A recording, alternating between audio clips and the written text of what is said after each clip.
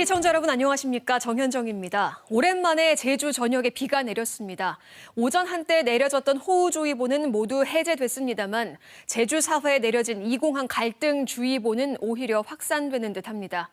인터넷 기사에 달리는 악의적인 댓글은 형사 고발로 이어졌고 제2공항 기본계획 수립 용역 중간보고회는 반쪽짜리 행사로 치러졌습니다. 분열의 불씨는 결국 공론의 장에서 허심탄회한 토론으로 잡을 수 있지 않을까요? 7시 오늘 제주는 오늘도 열린 대화의 장을 열어보겠습니다. 오늘 주요 소식입니다. 국토교통부가 오늘 오후 성산에서 2공항 기본계획 수립 용역 중간보고회를 열고 인프라 계획과 활주로 배치 방안 등을 공개했습니다. 2공항 관련 연속 기획 뉴스와 함께 2공항 건설에 찬성하는 전문가와 짤막 대담을 해보겠습니다. 친절한 뉴스에서는 비자림로 확장 공사의 근거가 됐던 투융자 심사에 대해서 보다 친절하게 설명해드리겠습니다. 새롭게 선보이는 영상 뉴스 3.24시에서는 보육교사의 하루를 담았습니다. 보육교사와 직접 이야기 나눠보는 시간도 마련했습니다.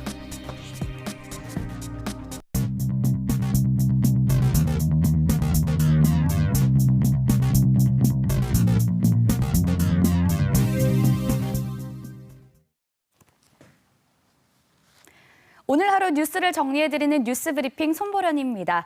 오늘도 시민들에게 관심을 끌고 있는 영상부터 소개해드립니다.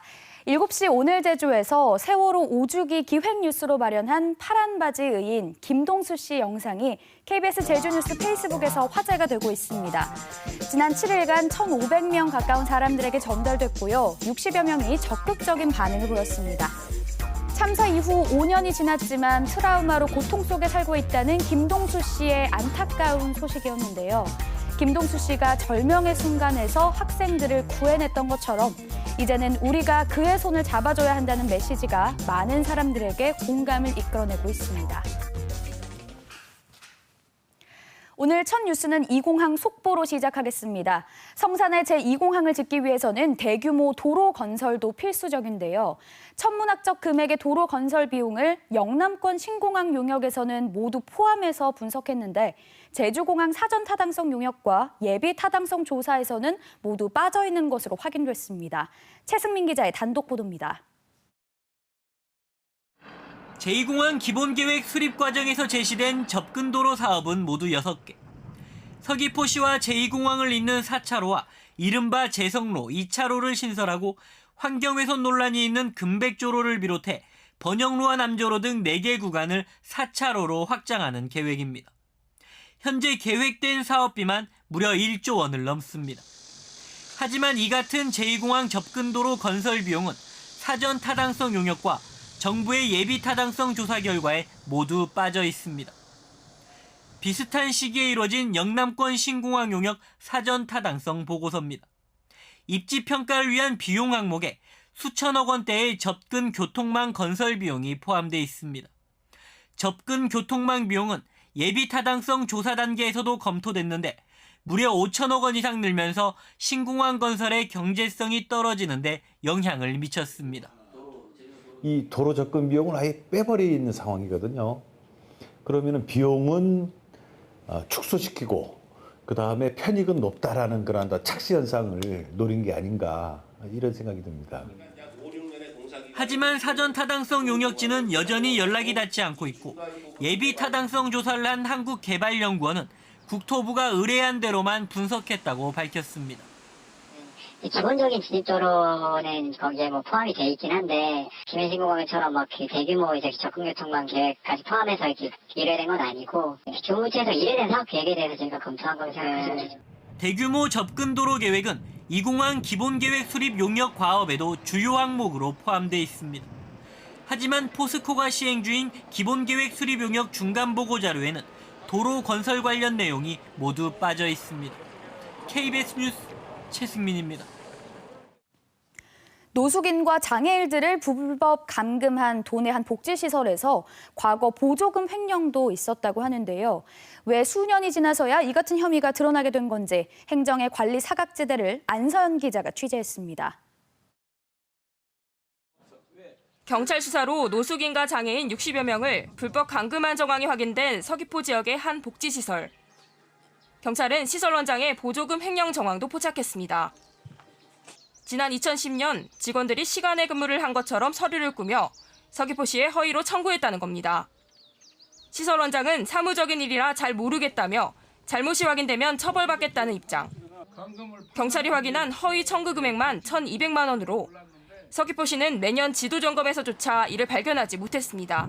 손으로 초과 근무 실적을 작성해서 했기 때문에 서류 점검만으로는 허위 장부인지 확인이 어려웠습니다. 해당 시설과 관련해 국가인권위원회에 인권침해 사례로 접수된 진정만 11건. 2012년 입소자 사이 폭행 사망 사건과 2014년 성추행 사건 등 강력 사건이 잇따르기도 했습니다. 보건복지부가 2011년부터 모든 장애인 거주 시설을 대상으로 3년마다 인권침해 의심 사례를 조사하지만 이 시설은 조사를 받은 적이 없습니다. 장애인 거주 시설이 아닌 노숙인 생활시설로만 지정됐기 때문입니다.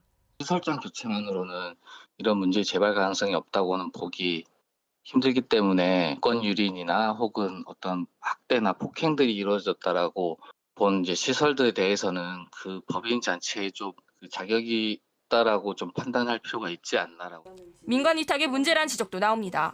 그 시설의 분위기와 내용이 그 민주적 내용으로 바뀌지 않는다면 저는 서귀포시, 제주도에서 직영도 고민을 해야 된다고 생각을 합니다. 비운영과 인권유린 정황이 경찰 수사로 드러나는 만큼 근본 대책이 필요해 보입니다. KBS 뉴스 안서연입니다. 총선을 1년 앞두고 제주 국회의원 3명의 의정 활동을 짚어보는 기획뉴스. 오늘은 두 번째 순서로 국회의원의 주된 활동이라고 할 수 있는 입법 실적을 살펴봤습니다. 제주 국회의원들은 얼마나 많은 법률안을 발의했고 또 실제로 재개정된 법률은 얼마나 될까요? 나종훈 기자의 보도입니다. 국회의원의 가장 중요한 업무는 법을 만들고 고치는 입법 활동입니다. 20대 국회 들어 지금까지 제주 국회의원 3명이 발의한 전체 법안은 모두 201건. 위성군 의원이 가장 많은 88건을 발의했고 강창일 의원 69건, 오영훈 의원 44건 순입니다. 의원별로 법안 처리 상황을 들여다봤습니다. 강창일 의원과 오영훈 의원이 발의한 법안 가운데 국회를 통과한 건 5%도 되지 않습니다. 법안 일부 내용이 상임위원회 안에서 반영한 대한폐기 법안을 합해도 10%대에 머뭅니다. 처리 실적이 상대적으로 높은 위성군 의원도 전체 발의 건수의 절반에도 못 미칩니다. 발의한 법안의 상당수가 실제 입법으로 이어지지 못하고 있는 겁니다. 특히 이들이 발의한 제주 관련 법안 30건 가운데 국회를 통과한 법안은 세 의원 모두 합해도 단 3건에 그치고 있습니다. 이에 대해 국회의원들은 최근 여야 사이의 정쟁으로 국회 정상화에 어려움이 있다며 4.3 특별법 개정안 등 현안은 올해 내에 처리하도록 노력하고 있다고 설명했습니다.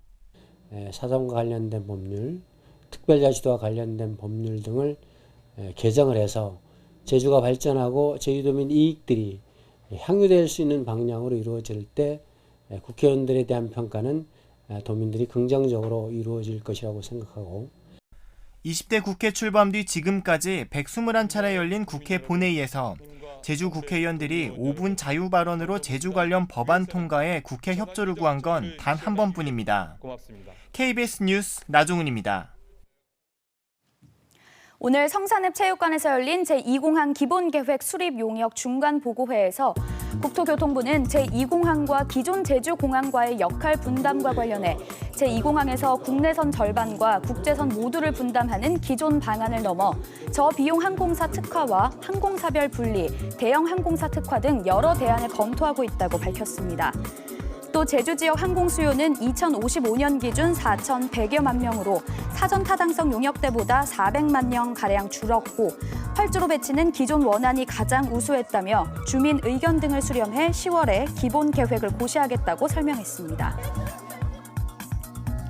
서귀포경찰서는 서귀포시 보목동 자신의 가족 소유 리조트 앞에 배수로를 설치해달라며 다른 지역 배수로 정비 사업에 배정된 예산 1여여 원을 사적으로 사용하도록 청탁한 전직 제주도 고위공무원 67살 A씨를 업무상 배임 혐의로 청탁을 받고 공사를 지시한 현직 제주도 고위공무원 53살 B씨에게 직권 남용 혐의를 추가해 검찰에 송치했습니다. 또 공사를 시행한 공무원 3명도 업무상 배임 혐의로 검찰에 넘겨졌습니다. 제주관광공사는 내국인 관광객 감소에 따른 영업이익 부진으로 지난해 40억 원의 적자를 냈다며 중문 면세점을 제주국제공항으로 이전하는 방안을 검토하고 있다고 밝혔습니다. 관광공사는 이와 관련해 이달 초 JDC 문대림 이사장을 만나 면세점 공항 이전에 대해 논의했다고 밝혔지만 JDC 측은 논의한 적 없다고 부인했습니다. 제주도 관광협회는 다음 달 1일부터 닷새 동안 이어지는 중국 노동절 연휴 기간에 지난해보다 42% 늘어난 12,000여 명의 중국인 관광객이 제주를 찾을 것으로 전망했습니다.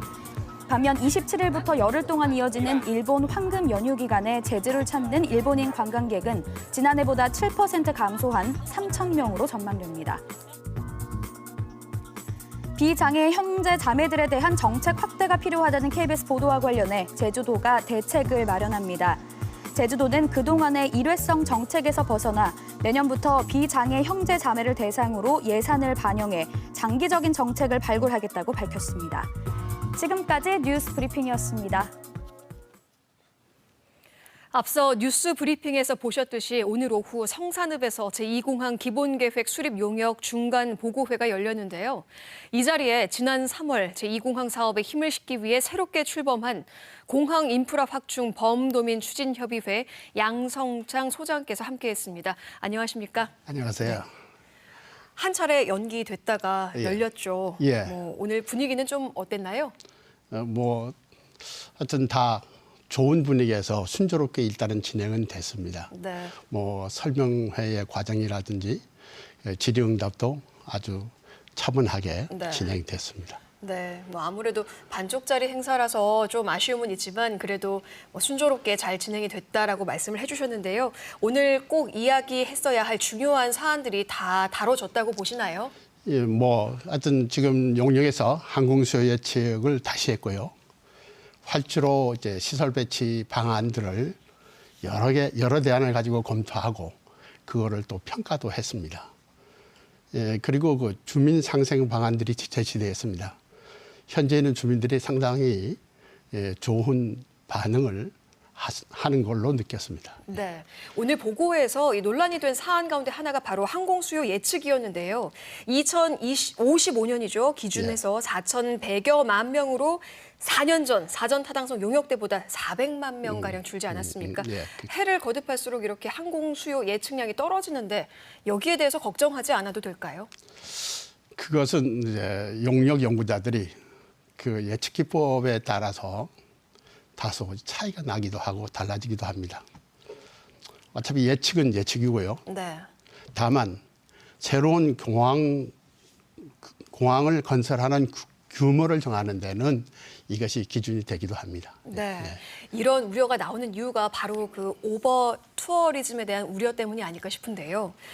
양 소장님께서는 제2공항 사업이 오히려 교통과 쓰레기 문제를 해결하는 동력이 될 수 있다고 말씀을 하셨어요. 왜 그런 걸까요? 이 사회 발전은 그냥 주저앉으면 퇴보한다고 보는 겁니다. 제2공항으로 해서 유입 인구가 늘어나면 그것을 적극적으로 대응하는 것이죠. 그런 이유로 더 많은 예산을 확보하고 우리의 이제 관련된 시설들을 선진화하는 계기로 활용할 수 있다 이렇게 보아지는 겁니다. 또 하나 우리가 오버투어리즘을 얘기할 때 그 쾌적성과 편리성이 떨어졌는데도 불구하고 관광객이 한없이 올 거라고 생각하는 것은 착각입니다. 네. 우리가 가지고 있는 수용력만큼 올 거라고 보고 있는 거고요. 이제 우리가 국내선에는 다소 경쟁력이 있다고 보지만 국제선에서는 그렇게 경쟁력이 있다고 볼 수가 없습니다. 외국인이 들어온 이제 데이터를 보면 그렇게 판단이 되는 것입니다. 네, 그러니까 그러다 보니까 아무래도 좀 인프라를 확장하고 개발을 해야 우리가 경쟁력을 가질 수 있다라고 말씀을 하시는 거죠? 예, 우선 오고 가는 일이 좀 편리해졌으면 좋겠다 하는 것입니다. 우리가 섬이라고 하는 가두어진 이제 여건 속에서 언제라든지 누구라도 자기가 가고 싶을 때 갈 수 있고 오고 싶을 때 올 수 있는 그 항공교통 환경을 만들지 않으면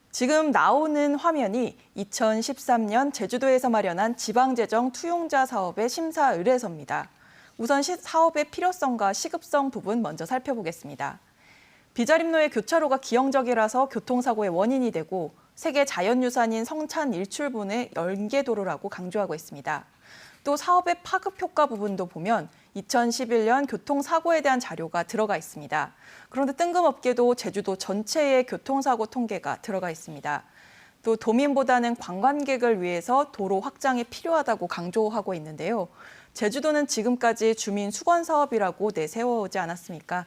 비자림로 논란 이후의 보도자료와 인터뷰 등을 통해서 주장해왔던 비자림로의 겨울철 결빙이나 갓길 주정차, 그리고 교통량 증가, 교통사고 수치는 찾아볼 수 없었습니다. 네. 심사 의뢰서 내용만 보면 사실 현재 논란을 일으키고 있는 비자림로 확장 구간을 설명하는 건지도 전혀 알 수 없는 정도입니다. 네, 이런 문제를 알아서 그랬는지 제주도의 심사 의뢰서를 평가한 심의위원들이 처음에는 재검토하라고 이제 결론을 내리지 않았습니까? 그러니까 위원들도 당시 제주도 주장에는 좀 뭔가 문제가 있는 것 같다 의혹을 제기한 거군요. 네, 맞습니다. 당시 심사위원들은 제주도 전체 통계가 아닌 비자림로 확장공사 구간의 교통량과 사고 유발 사례, 그리고 위험한 도로라는 점을 입증할 수 있도록 보완돼야 한다며 사업 재검토 의견을 냈습니다. 결국 첫 심사에서 통과하지 못한 겁니다. 그러면 두 번째 열린 이 심사에서는 이런 것들이 좀 보완이 돼서 올라왔나요? 네, 우선은 결론부터 말씀드리면 네. 보완 자료가 제출되긴 했지만 내용은 부족해 보입니다. 지금 보시고 계시는 게 제주도에서 보완한 심사 의뢰서입니다. 비자림로 교통 현황이라면서 사진 2장이 첨부되는데요. 그런데 아무리 봐도 현재 공사 구간인 삼나무 숲이 길게 늘어서 있는 확장 구간은 아니라는 걸 한눈에 알아볼 수 있습니다. 그래서 첨부 사진에 나온 현장에 직접 가봤습니다. 네. 확장 공사를 해야 하는 비자림로의 시작점과 수십 미터 정도 떨어진 대천동 사거리에서 번영로 방향이었습니다. 네. 아까 그 교통사고 현황도 제주도 전체의 교통사고 통계가 들어가 있다고 했는데요. 이것도 좀 어떻게 보완이 됐을까요? 네, 제주도에서 첨부한 비자림로 교통 현황도 살펴봤는데요. 살펴보시게 되면 2012년에 9건, 그리고 2013년 상반기에는 2건에 그칩니다. 이 정도는 경찰 관계자가 보더라도 사고가 잇따른다고 보긴 어렵다고 설명했는데요. 네. 석연치 않은 점은 이 밖에도 또 있습니다. 해당 교통사고 건수를 집계한 구간을 살펴보면 대천동 사거리에서 송당 초등학교까지라고 적혀 있습니다. 네. 송당 초등학교는 비자림로 공사 구간에서 400여 미터나 떨어져 있는 곳입니다. 보완된 교통사고로 통계 역시도 적절하지 않다는 걸 보여주는 대목입니다. 이렇게 적절하지 않은데 두 번째에서는 통과가 된 거죠. 네. 이렇게 허술하게 자료를 보완했는데 어떻게 두 번째 심사에서는 통과가 됐을까요? 네, 그 부분에 대해서도 취재진이 궁금증이 있었습니다. 결과적으로 비자림로 확장 사업은 두 번째 심사에서 적정 의견으로 통과가 됐는데요. 당시 심사위원들의 문제 제기는 없었는지 투용자 회의록 요약본을 입수해서 살펴왔습니다. 이 회의록을 보면 비자림로 내용은 재검토 안건이었다는 한 차례 언급만 있었습니다. 당시 비자림로 안건을 심의했던 위촉직 위원 10명과 모두 통화해봤는데요. 위원들 모두 현장 한번 가보지 못한 채 제주도가 제출한 자료에만 의지했다고 말했습니다. 절반 이상이 당시 심사 안건에 비자림로 확장 사업건이 포함됐는지조차 기억하지 못했습니다. 또 일부 위원들은 아름다운 도로로 선정됐던 비자림로 구간이었던 걸 미리 알았다면 반대했을 것이라는 의견도 냈습니다. 또 제주도 입장을 듣기 위해서 당시 담당자와 통화를 해봤는데요. 7년 전 일이다 보니 기억이 나지 않아서 답변하기 곤란하다고 밝혔습니다. 네, 임 기자도 이와 관련한 후속 보도 준비하고 있다고요? 네, 투용자 심사 이후에도 절차가 남아 있었습니다. 도의회에서 의원들이 같은 내용을 심의했는데요. 당시 회의록 등을 들여다볼 계획입니다. 네, 아무래도 많은 도민들과 또 관광객들이 사랑하는 길인데 왜 이렇게 철저하게 검증하지 못했고 또 신중하게 선택하지 못했나 하는 그런 아쉬움이 듭니다. 앞으로도 이면희 기자 속보 기대하겠습니다. 고맙습니다. 감사합니다.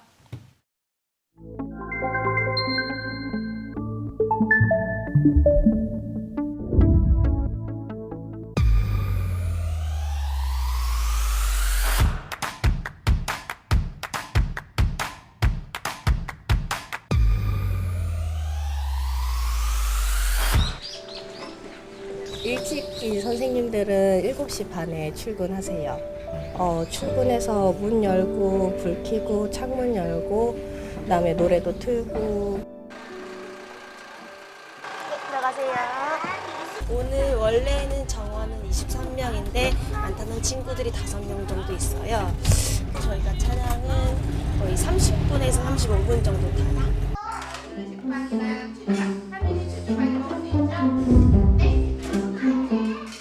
아침에 등원을 하고 나면요, 통합이 잠깐 이루어지긴 해요. 선생님이 차량을 나가셔야 하기 때문에 애들이 거의 다 들어오면 간식 시간이 되거든요. 간식을 먹고 난 다음에 이제 하루 일과가 시작을 돼요. 이제 뭐 수업이 있는 반은 수업을 하고요, 뭐 산책이 있는 반은 산책을 나가고, 그리고 난 다음에 점심을 먹고 이제 낮점이 필요한 반은 낮점을 자고요. 낮점이 없는 반은 또 다른 수업이 이루어지고.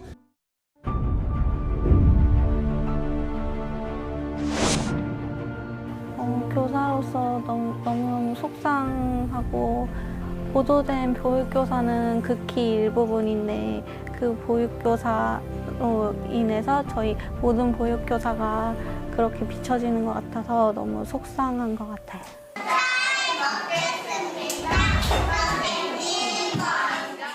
점심시간도 저한테는 쉬는 시간이긴 하지만은 말이 쉬는 시간이지 이제 저도 밥을 먹으면서 애들이 중간중간 요구하는 게 있어요. 그래서 그거에 대해서 해주느라도 쉬는 시간은 거의 없다고 봐야 될 것 같긴 해요.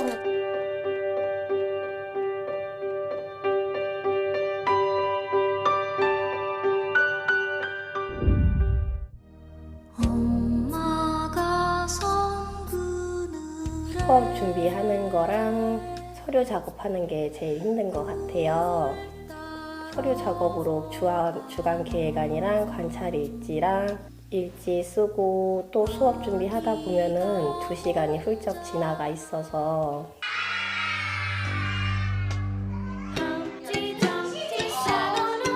교사분이 조금 미흡하다 보니까 절 여차를 쓴다고 해도 조금 내가 하고 싶은 날짜를 맞추기도 어려운 것 같고요. 그런 교사 지원 부분들이 좀 더 이제 충족되었으면 좋겠어요. 오전, 오후로 30분씩 있는데 그 시간 동안 매일매일 주어지지만은 그게 현실적으로는 그 어린이집의 한 부분이기 때문에 그 시간에도 어린이집 일을 한다고 생각해야 되겠죠.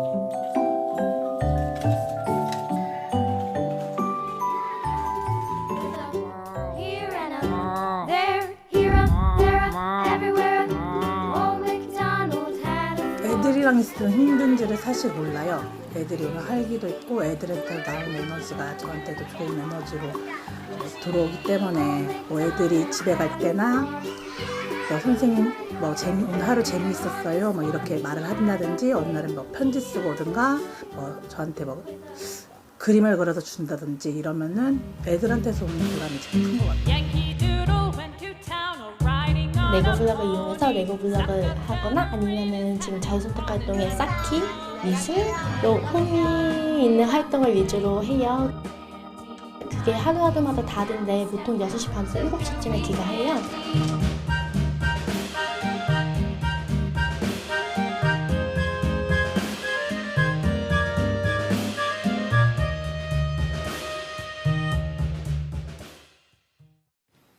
일곱 시 오늘 제주에서 새롭게 선보인 영상 뉴스 코너 3.24시 함께 보셨습니다. 앞으로 뉴스에서 화제가 되는 직업군들을 찾아 그들의 하루를 밀착 촬영하도록 하겠습니다.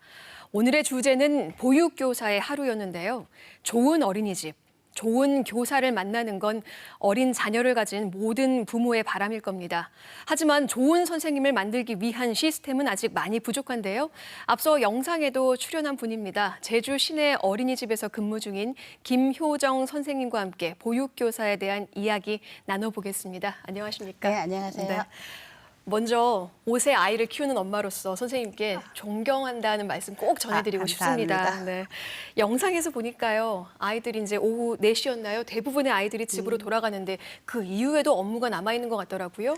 아, 네. 저희가 이제 4시 이후 또 5시 이후에 이제 차츰적으로 기가를 하고 있지만 거의 5시 반 이후에야 선생님들이 이제 잡무를 이제 시작이 돼요. 이제 하지 못했던 수업 준비나 그리고 청소 그리고 또 서류 작성이 남아 있기 때문에 선생님들이 이제 퇴근 시간 내에 이제 퇴근할 수 있는 시간이 많이 줄어들고 있습니다. 그러니까 어떻게 보면 아이들이 돌아간 뒤에 또 업무가 또 다른 업무가 시작되는 네. 거네요. 이제 애들하고 있는 시간보다 이제 선생님들은 이제 애들이 돌아간 시간 이후가 더 스트레스를 더 받을 수가 있죠. 네네, 스트레스를 받을 수 있다. 아무래도 좀 업무가 좀 과중하다 느껴질 때가 있을 것 같은데 가장 큰 요인은 뭘까요? 저희 교육교사 선생님들한테 물어보면은요, 제일 힘든 점이 뭐냐 물어보면 이제 제일 첫 번째가 서류라고 대답하는 선생님들이 많습니다. 서류가 뭔가요? 저희가 이제 평가 인증 제도가 있는데요. 거기에서 이제 다양한 서류가 많이 있어요. 뭐 일지, 관찰 일지부터 시작해서 다양한 서류가 많이 있는데요.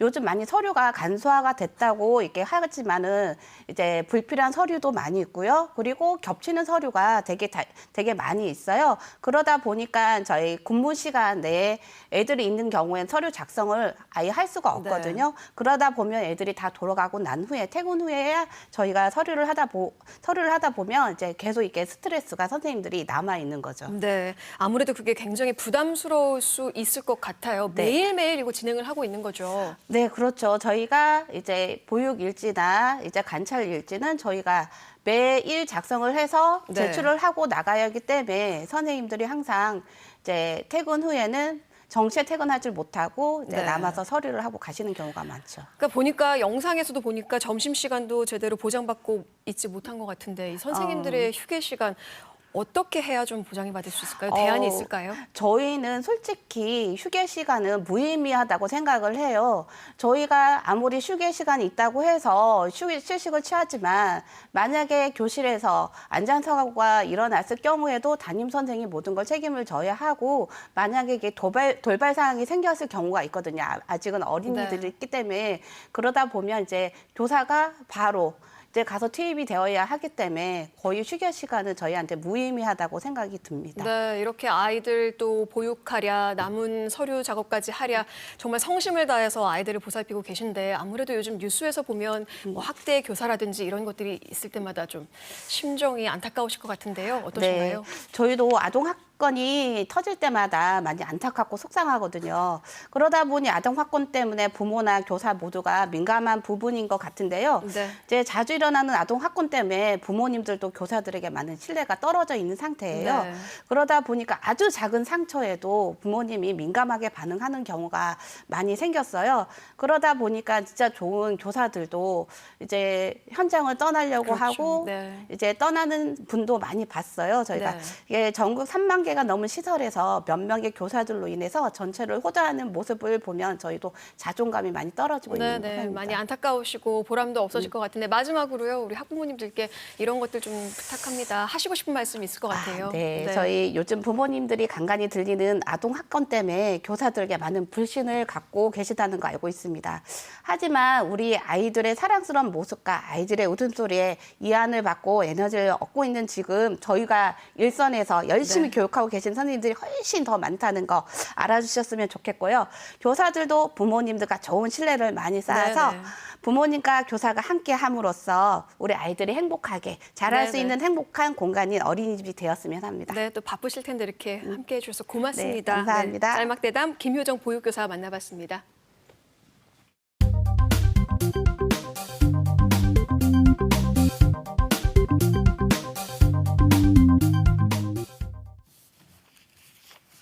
시청자 여러분과 함께 만들어가는 방송 7시 오늘 제주의 특별한 코너죠. 오늘 고팡뉴스에서는 오는 주말 이틀간 한라산 청정 고사리 축제가 열리는 서귀포시 남원읍 한남리로 가봅니다. 제주 고사리처럼 귀하디 귀하면서 맛깔스러운 마을 뉴스 들어보시죠.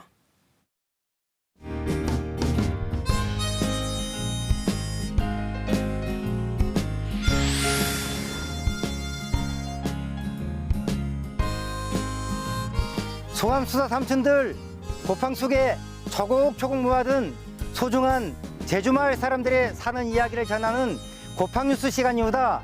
첫 번째 소식은 제주도 고사리 유명한 건 다 아람지에 옛날 임금님의 진상품으로 올랐던 제주도 고사리 안입과게 오는 27일에 한남리에서 이틀간 제24회 한라산 청정 고사리 축제가 열렴수다게 특히 옛부터 한남리 마을 주변에는 연나고 맛 좋은 고사리가 막 하영 난된 햄수객에 그래서 이맘때면 고사리를 꺾당 질릴러 먹는 사고가 자꾸 발생 햄신디에 조심될 랩서 질 잘나는 사람들형 곧지 댕깁서게 휴대전화 양양 후루라기형 맹심행 챙깁서에 이번 순서는 우리 저 끝에서 논모르게 좋은 일을 하고 있는 떳떳한 이웃의 소식을 함께 나누는 시간이오다.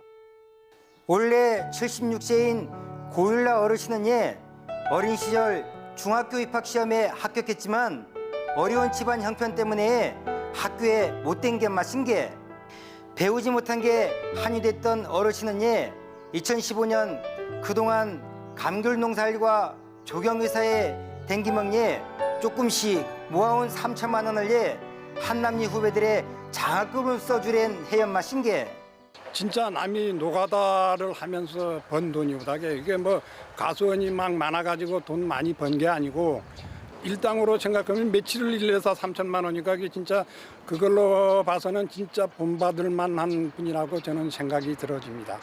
고율라 어르신이 기부한 3천만 원은 소중한 종잣돈이 되었니 한남리 아이들이 꿈과 희망을 지원해주는 든든한 마을 장학기금으로 커감수객에 공부하는 과정에서 조금이라도 도움이 됐다 하는 이런 생각을 가졌으면 되는 거지 다른 바람은 조금도 없습니다. 고율라 어르신은 이러니 훌쩍 넘었으나마는 아직도 일순을 안 났니 성실하게 일랜된 햄수다게 고율라 어르신의 떳떳한 나눔 영원히 잊지 않았구다.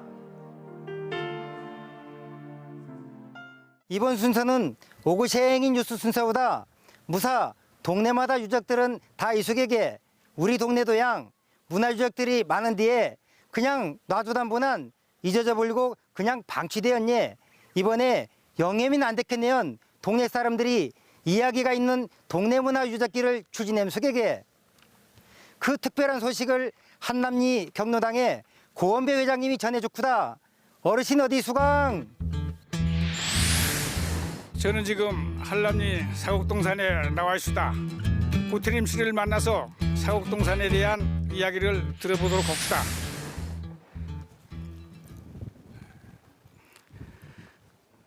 한남리 역사적인 유적기를 만드는데 많은 도움을 주고 있다는데 어떠한 일을 하고 계십니까? 내가 잘하는 건 없는데 어른들 앞에 들은 말 그대로 좀 전할까 힘죠. 그러니까 이 사곡동산에 대해서 이제 어르신들로 들은 말을 전하면은 사곡동산이라는 것은 어떤 것을 말하는 것과? 제 옛날 어른들 말씀이 그 뭐 고려 때인지 이조 때인지는 모르지만은 그 왕이 승하하면은 전 국민이 전부 애도를 베풀었는데 그 초월날 이동산에 모여가지고 우리 한남리민은 이동산에 모여서 참 애도를 했다고 하는 그런 유래가 있죠. 한남리 동네 문화유적길 조성 사업은 지난해부터 시작해 올 10월 완성을 목표로 추진하고 있수다. 하지만 정확한 역사적 자료를 찾기가 쉽지 않아 애로사항도 많았수다. 잊혀져가는 마을이 소중한 역사와 문화유적을 발굴하는 것은 우리가 해야 할 임무이자 책임이우다. 한남리 마을 사람들 모두가 힘을 합쳐 열심히 노력하고 있는 만큼 많은 관심과 성원 부탁드립니다. 지금까지 오고생이 뉴스 고원배였습니다. 고팡뉴스에서 보셨듯 요즘 제주는 그야말로 고사리철입니다. 벌써 여름이 왔나 싶을 정도로 맑고 따뜻한 날씨가 계속되면서 고사리 장마 없이 4월을 보내는 게 아닌가 했는데요. 고사리 채취하는 분들에겐 오늘 내린 비가 참 반가웠을 텐데요. 혹여나 고사리 채취하다 길 잃는 일이 없도록 주의하시기 바랍니다. 당초 오늘 밤까지 기상청에서 예보했던 강한 비는 내리지 않겠습니다만 비가 오는 지역에는 짙은 안개가 껴 가시거리가 짧고 도로 노면이 미끄럽다고 합니다. 교통 안전에 유의하시고요. 시청자 여러분과 늘 함께하는 7시 오늘 제주는 내일 저녁 7시에 다시 찾아뵙겠습니다. 시청해 주셔서 고맙습니다.